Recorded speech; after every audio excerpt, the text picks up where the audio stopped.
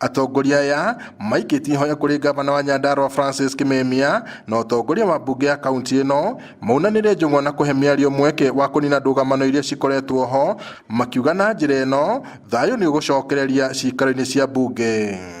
Na kĩrĩro kĩa andũ a gũkũ and especially itũra rĩrĩ rĩa Olkalau marahoya gavana Kimemia na ma MCA make na speaker maikare thĩ maranĩrie nĩgetha ũtungata ũke gũkũ mashinani, nĩ tondũ gũtirĩ ũndũ ona ũmwe ũrekĩka, mbeca ciothe nĩ hingĩre kũrĩa assembly.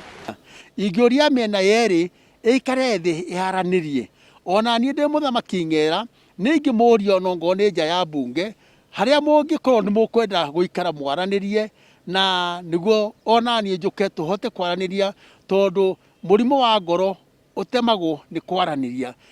Matetete makiuga ngucanio ici nĩ icũngĩrĩirie tabarĩra nyingĩ hamwe na motungata mangĩ kũrũgama na aruti a wĩra a mbunge makaga mĩcara yao kwa ihinda rĩa mĩeri 3 thutha wa kĩgĩna kĩrĩa gĩthukagĩrwo mbunge ĩyo kũrũgamio. Gũkũ gũtirĩ na maĩ, wa kerĩ gũtirĩ na thitima, wa gatatũ gũtirĩ na mabara. No nyende mũno maũndũ macio marorwo na mangĩ ma thibitarĩ cia gũkũ citirĩ na ndawa ona hanini. Rĩrĩa mũikarĩte mũtekũiguana mũkamenya nĩ economy ya Nyandarua mũrathũkia, maendeleo nĩ marathũka, aruti a wĩra a kaunti matirarĩhwo mĩcara nĩ tondũ mbeca nĩ irũgamĩte, ũthii wa na mbere ogo nĩ mabarabara kana thibitarĩ ikagaga ndawa, ona maũndũ manene mũno makarũgama nĩ ũndũ waku we, tondũ nĩ mũregete kũiguithania. Tũngĩhoya andũ a Nyandarua othe twathurire maikare, atongoria othe maikare thĩ maranĩrie nĩgetha haro ĩrĩa ĩ Nyandarua yoka ĩgĩthira, nĩgetha Wanjikũ wa Nyandarua atige kũgĩa na ihinda rĩa kũgiywo arutĩrwo wĩra.